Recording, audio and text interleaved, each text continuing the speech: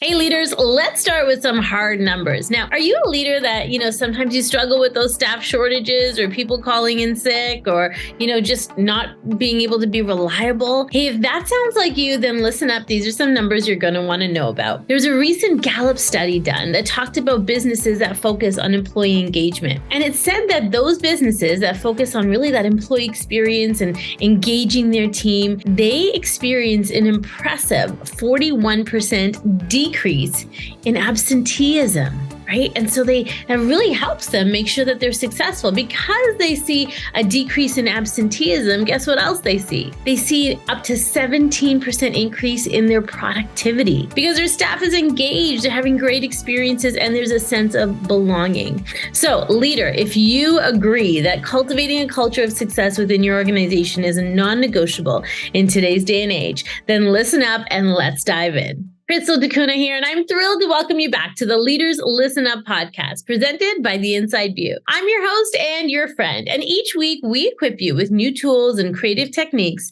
to help you design those epic customer and employee experiences, allowing you to drive loyalty, retention, and sales, and deliver that award-winning service we all thrive to. My friend, my leader, we want you to be the people's champion for your team and for your customers.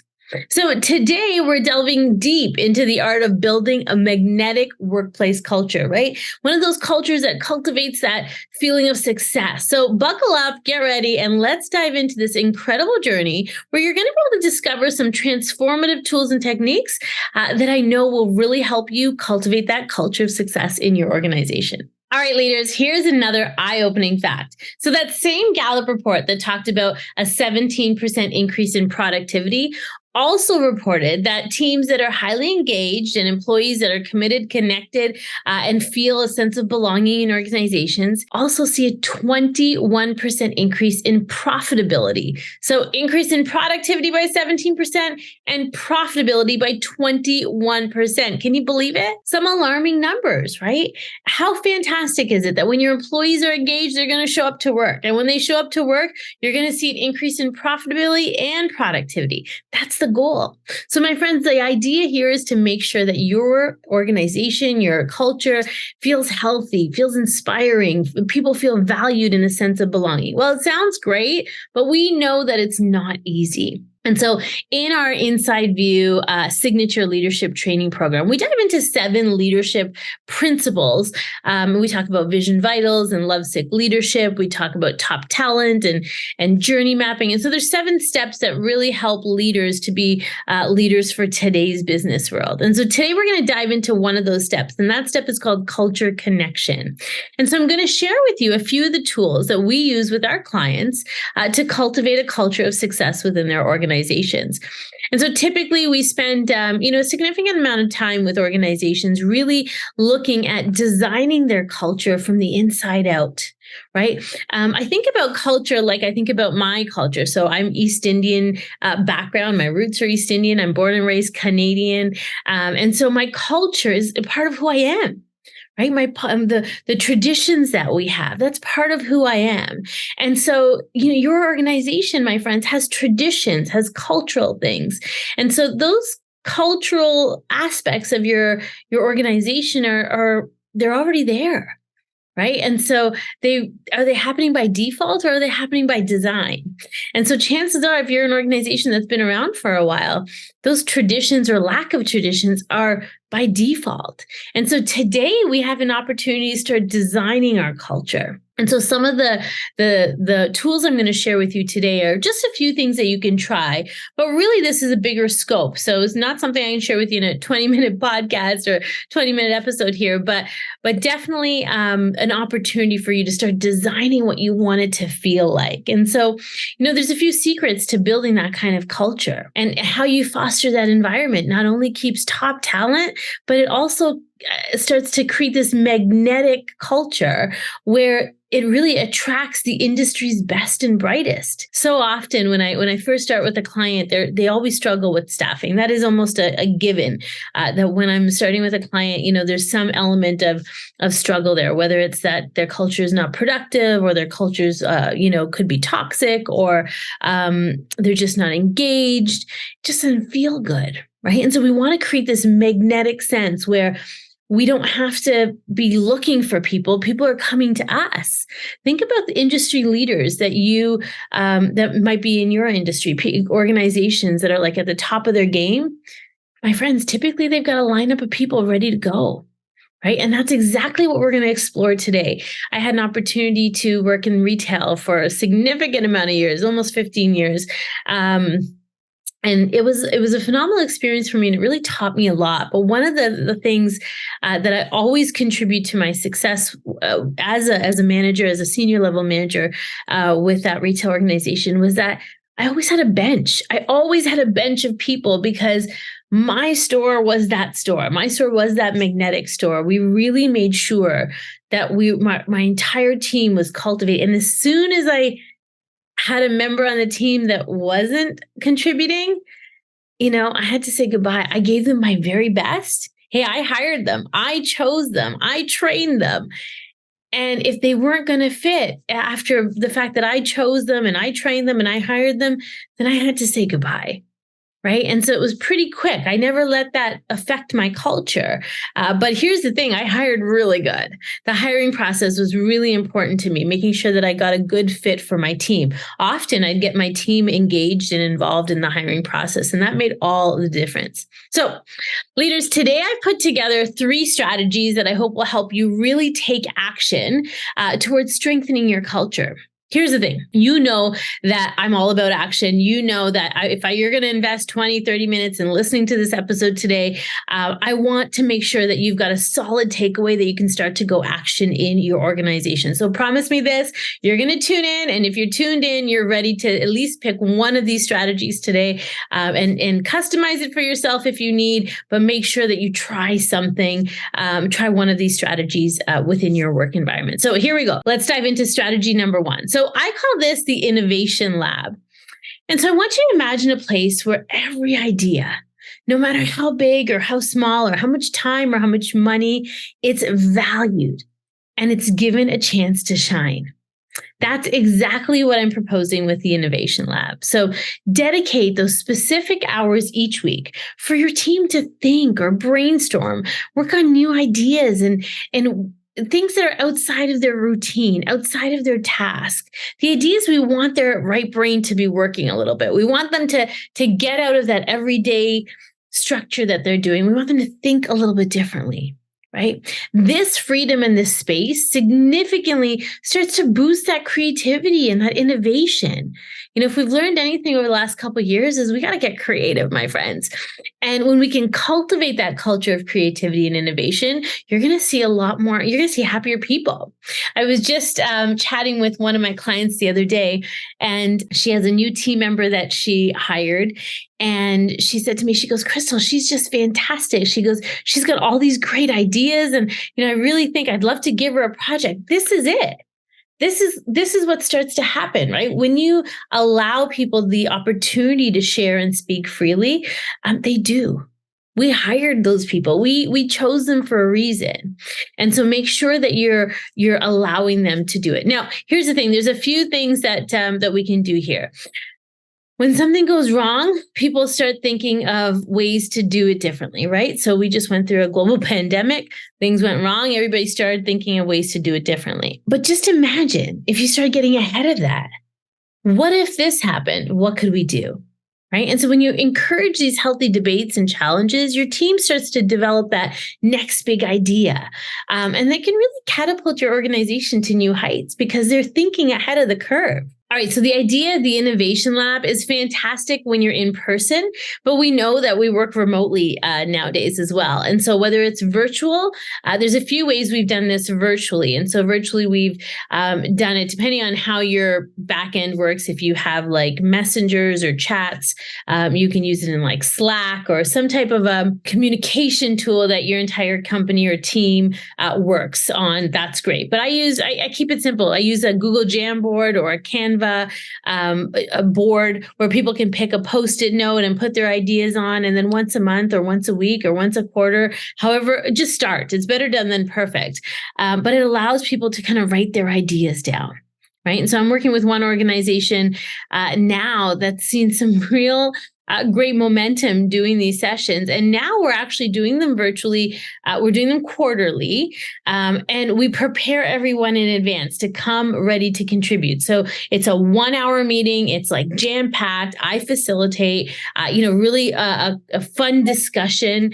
But everybody's prepared and ready to go. And so while people are there, they're really letting their right brains go. You see, I ask some creative questions sometimes to kind of get their juices flowing. I ask them about, if they were on a desert island, or I make up a question that I know is going to provoke some real just creative thinking. And it just gets their juices flowing a little, gets them thinking a little bit differently, different perspectives. And then once they think a little different, then I put that problem in front of them and I say, okay, what would we do in this case? What would we do in that case? And it just allows them to get innovative, right? All right, leaders, here's the thing.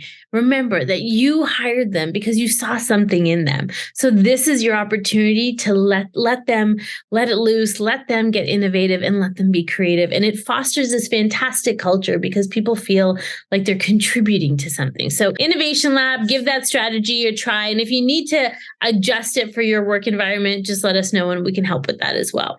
All right. Next one I want to share with you is called role reversal. Role reversal. And the role reversal is actually inspired by one of my clients. And she is probably one of the most outstanding, amazing leaders that I've had the opportunity of working with. And so we connected a few years back. And what I loved most about Christine when we first met is her genuine desire to want to know what her team was thinking, her genuine desire to learn from her team, learn what was feeling good, learn what wasn't feeling good. She always put her team's thoughts ahead. And so she was always really, really curious. She approached things like with that childlike curiosity. All right. So Christine, this one is inspired by you, my friend.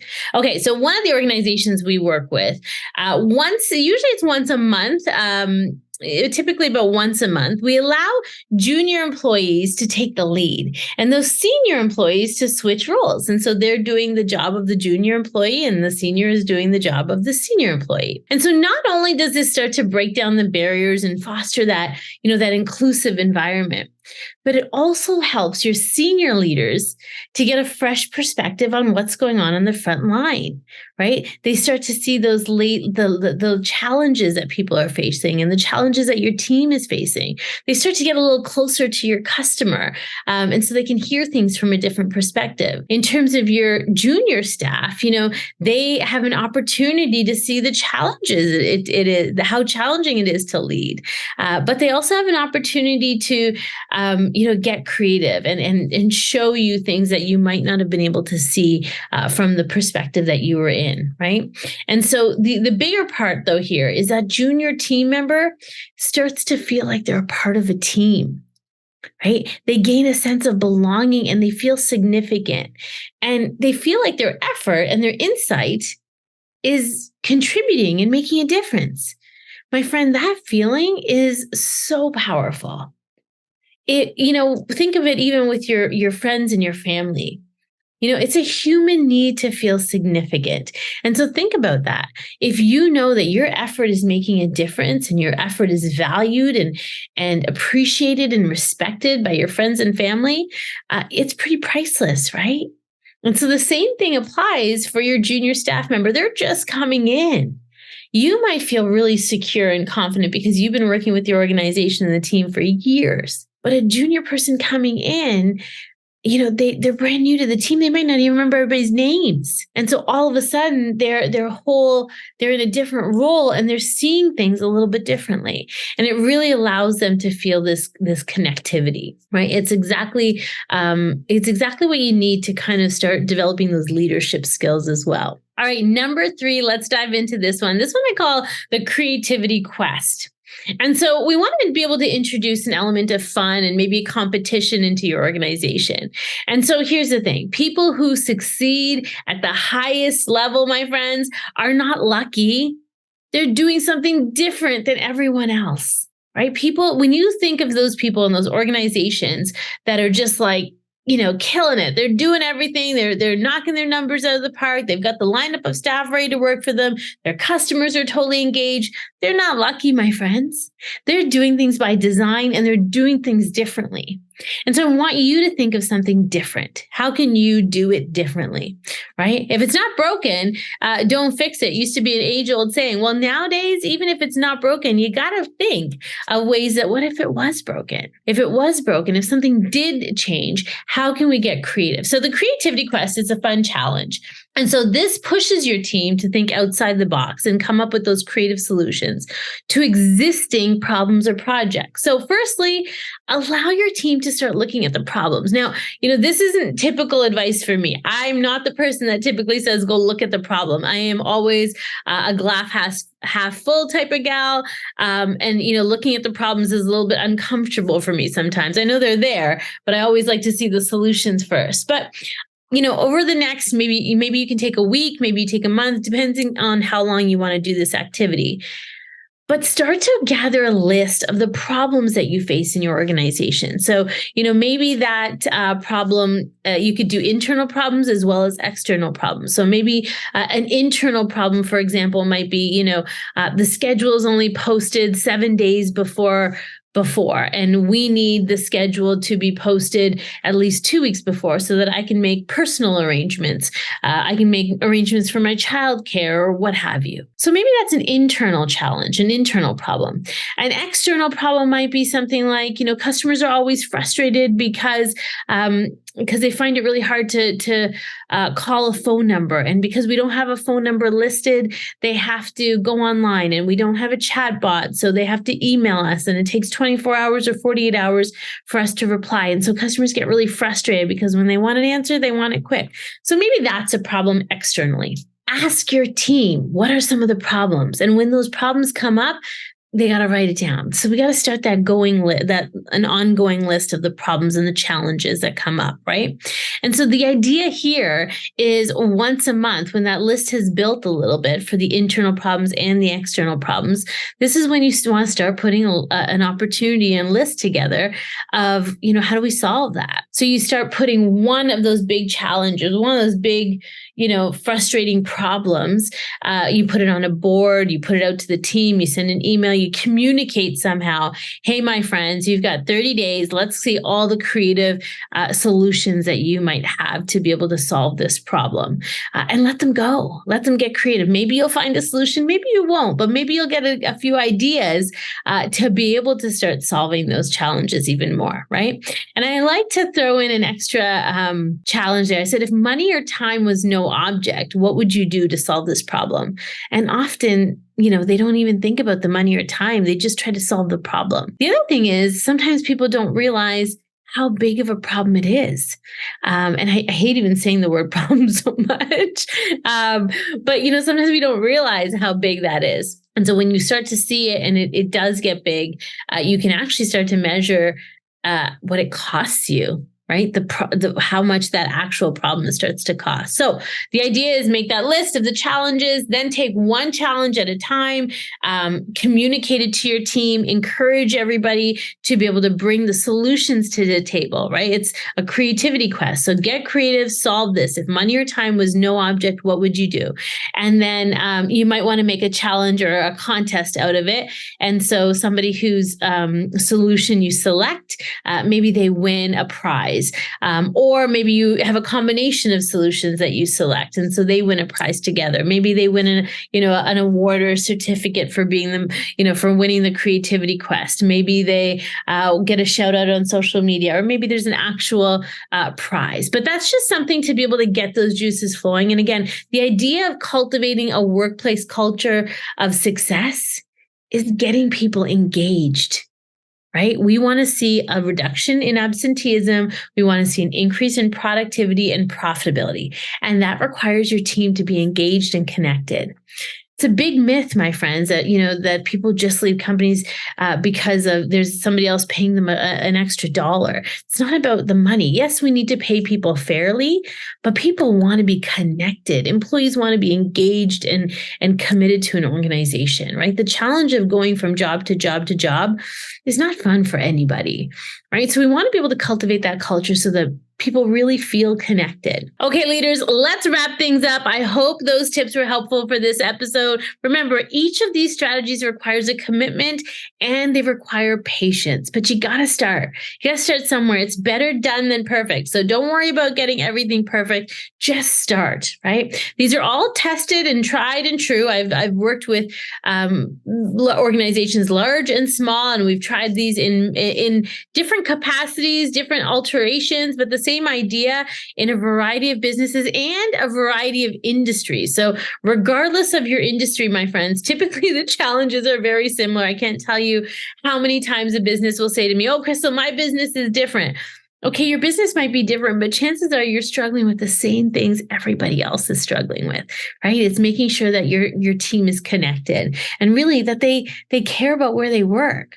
And so there's no quick fixes here, but these are long-term investments in your organization's culture that allow you to start designing a culture that delights as opposed to letting it happen by default. And so as you've seen with some of these pretty scary statistics, my friends, the reality is when you can cultivate this culture of success within your organization, you are going to see massive increases, whether it's in productivity, profitability, just engagement, and it's going to feel better. It's going to be able to feel good for you, for your mental health, for your, your connectedness with your team. You're going to be able to be a better coach and certainly a better leader. My friend, thank you so much for tuning in to the Leaders Listen Up podcast. I hope you found today's episode enlightening and actionable, and I hope you take some of these tools and start practicing them within your organization and really building a culture of success. So as you practice these tools, let us know how it goes. Be sure to connect with us. We're all over social media. On Instagram, you can find us at